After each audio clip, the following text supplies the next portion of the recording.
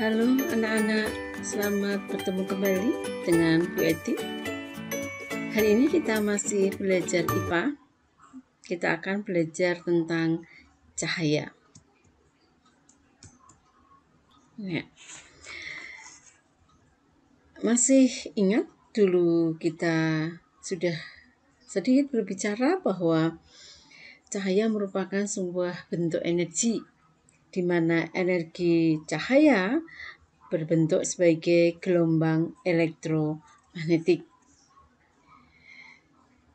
Cahaya merupakan sesuatu yang sangat kita butuhkan, sehingga kita perlu belajar tentang cahaya.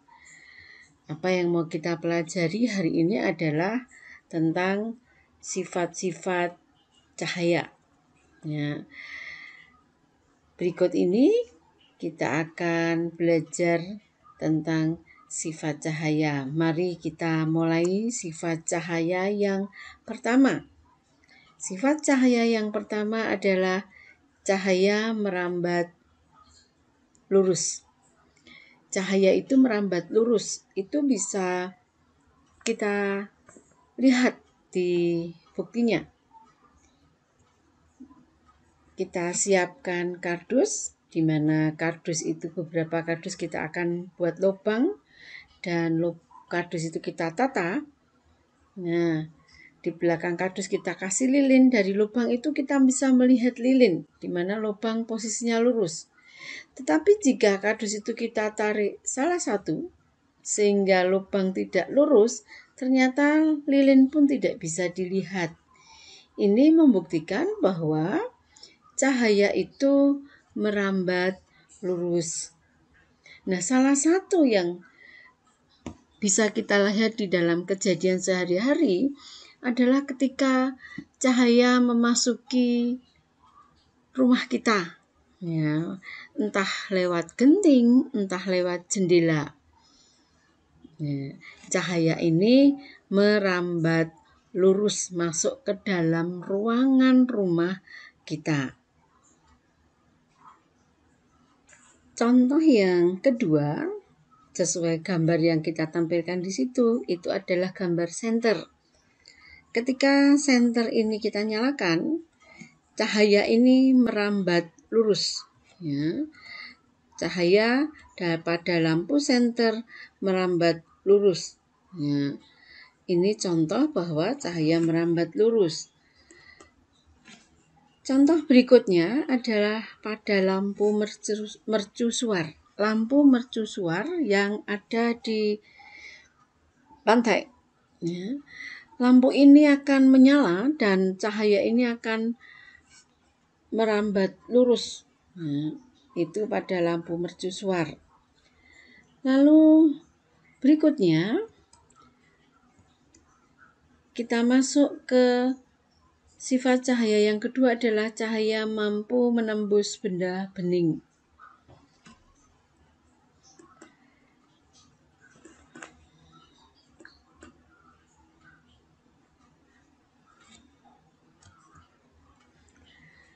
Sifat cahaya mampu menembus benda bening, kita perhatikan di sini ketika senter ini kita nyalakan, lalu kita nyalakan pada mangkok itu, kita lihat di kertas ini nampak cahaya. Jadi cahaya ini mampu menembus benda bening. Ya. Apa yang dimaksud benda bening? Benda bening adalah benda yang dapat meneruskan sebagian besar cahaya yang diterimanya. Contohnya apa? Contohnya salah satunya adalah kaca ini.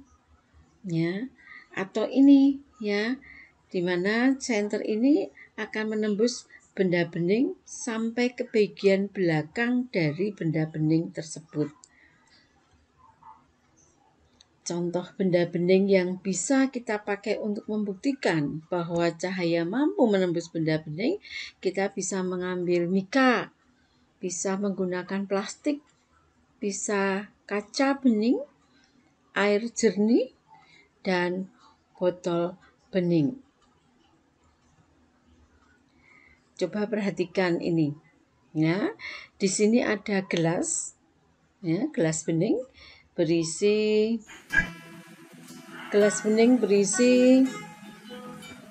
air.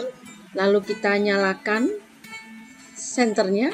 Ternyata cahaya ini tembus sampai ke layar yang di belakangnya ini ya. Tembus sampai di layar di bagian belakangnya. Ini membuktikan bahwa cahaya menembus benda bening. Di berikutnya ini coba kita perhatikan. Ini ada gelas berisi susu. Ya, apakah yang terjadi jika senter itu dinyalakan? Ternyata kita lihat bahwa ketika senter ini dinyalakan, dia hanya mampu menembus di bagian gelas permukaannya. Sementara layar di belakangnya cahaya tidak mampu menembus. Itu artinya bahwa ketika gelas bening diisi susu, dia tidak bisa meneruskan cahayanya. Ya. Jadi kesimpulannya apa? Ya, yang bisa menembuskan cahaya adalah benda bening, di mana gelas tadi berisi air yang jernih. Kita masuk sifat cahaya yang selanjutnya adalah cahaya dapat dipantulkan atau dikatakan refleksi. Ya, sifat cahaya yang berikutnya adalah cahaya dapat dipantulkan atau refleksi. Ya, sesuai animasi yang ada di depan ini ya. Ketika suatu benda terkena cahaya, artinya jika nanti suatu benda terkena cahaya, maka cahaya yang mengenai benda tersebut akan dipantulkan. Jadi, pemantulan itu terjadi ketika cahaya mengenai sebuah benda. Dan benda tersebutlah yang akan memantulkan cahaya hingga ditangkap oleh mata kita. Nah, ini cahaya datang lalu menyentuh benda, kemudian dipantulkan, ditangkap oleh mata kita. Ya. Ini sinar datang, ini sinar pantul. Coba kita perhatikan ini, ya. Ketika senter ini kita nyalakan, ini ada tempat, ada air. Ketika senter ini kita nyalakan, sinar ini bergerak dan kemudian menyentuh di sisi ini, kemudian dipantulkan ke arah ini. Ya. Jadi, nah, perhatikan itu. Sinarnya dinyalakan dan mantul di sisi yang lain. Pada dasarnya, pemantulan cahaya dibagi menjadi dua. Pemantulan yang pertama adalah pemantulan teratur. Kita perhatikan gambar ini. Pemantulan teratur itu sinar datang. Semua sinar datang menyentuh bidang pantul. Dia akan dipantulkan sejajar. Sehingga dikatakan ini teratur, pemantulan teratur. Yang kedua adalah pemantulan baur. Pemantulan baur itu terjadi jika sinar datang menyentuh pada permukaan yang tidak rata. Sehingga sinar pantulnya ini menyebar ke segala arah. Maka dikatakan pemantulan baur. Pemantulan teratur terjadi ketika berkas sinar datang itu jatuh pada permukaan yang halus atau permukaan yang rata atau yang mengkilap atau licin. Jadi jika sinar datangnya itu jatuhnya pada permukaan yang halus atau rata atau mengkilap atau licin, maka dia akan dipantulkan secara teratur. Dan yang paling sempurna adalah ketika sinar itu jatuh pada cermin.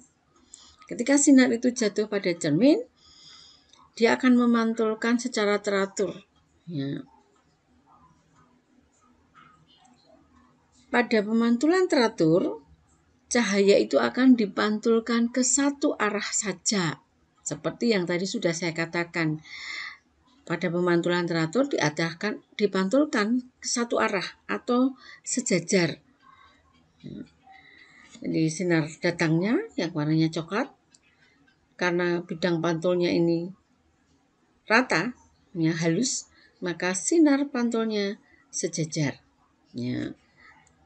Selanjutnya kita akan membahas tentang pemantulan baur.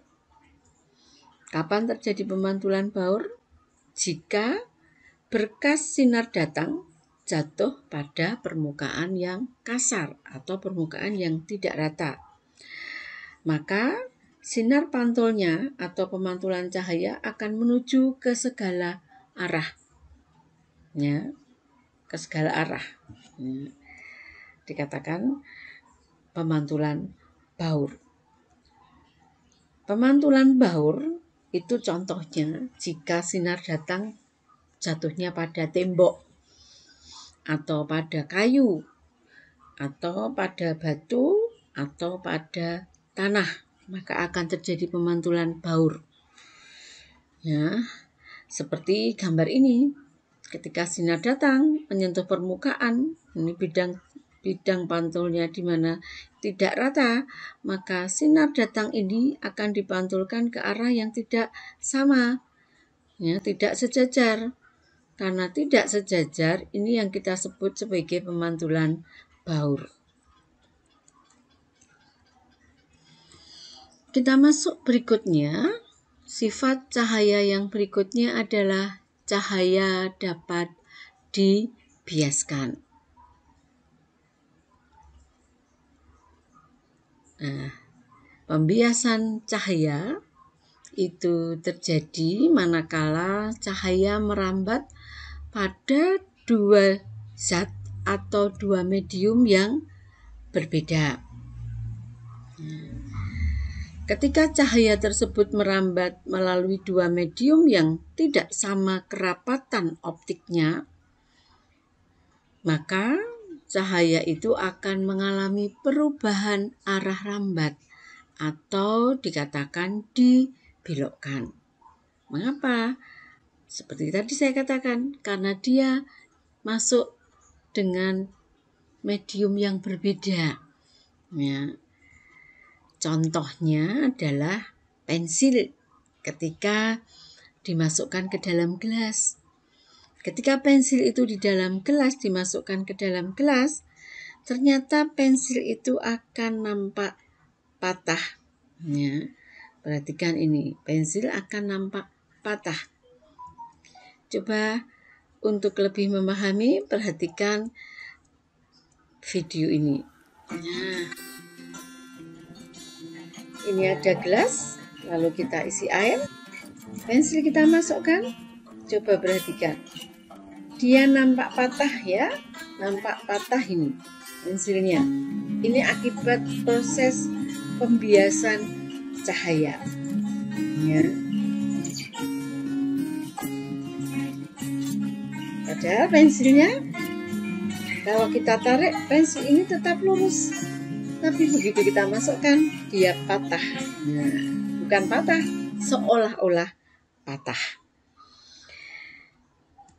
Contoh pembiasan yang selanjutnya adalah berlian dan intan.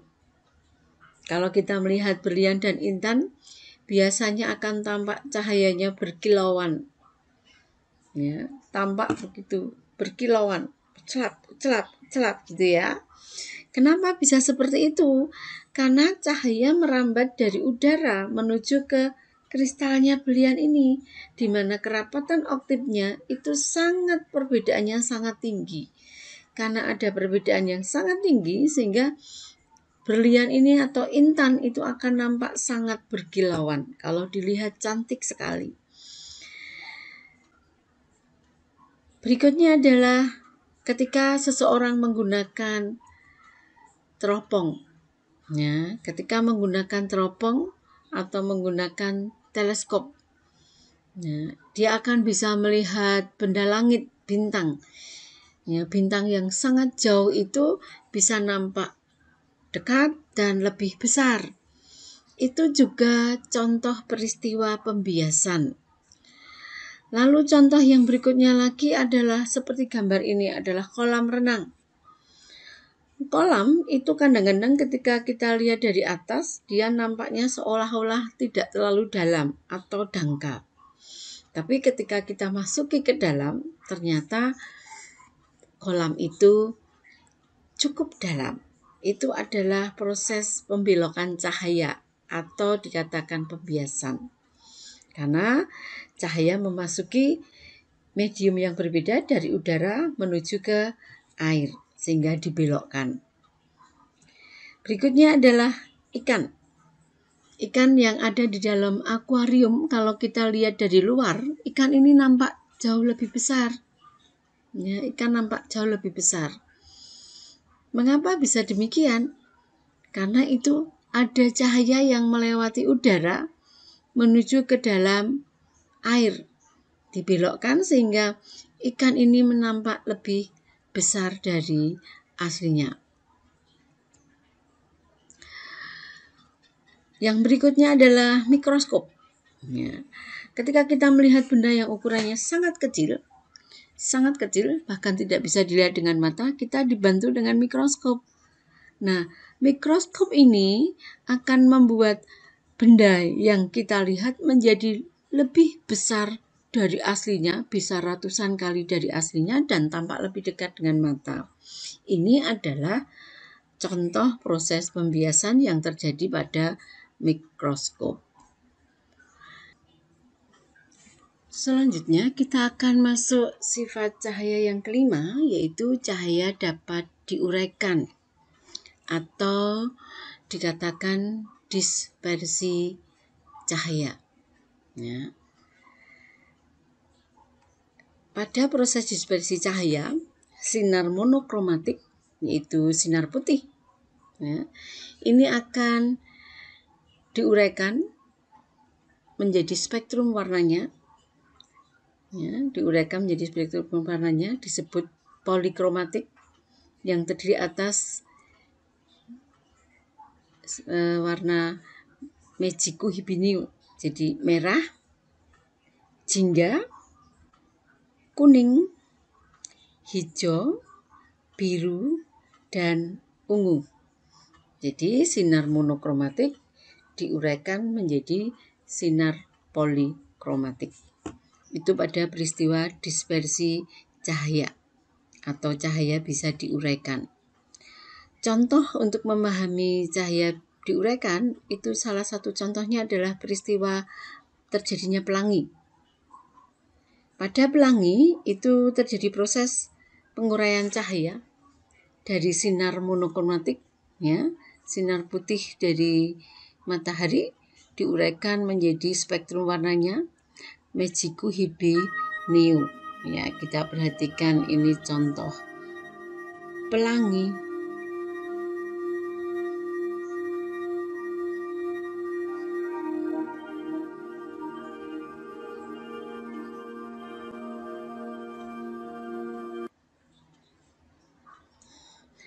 Selanjutnya contoh yang berikutnya adalah gelembung-gelembung sabun, gelembung air sabun. Ketika terkena cahaya, nampak gelembung-gelembung ini menjadi beragam warna, sangat cantik ya. Ketika ditiup sebenarnya dia warnanya putih, tapi kemudian terkena cahaya, maka diuraikan menjadi beragam warna. Nah, itu ya, itu gelembung sabun. Demikian anak-anak materi kita tentang sifat cahaya. Selamat belajar. Sukses ya.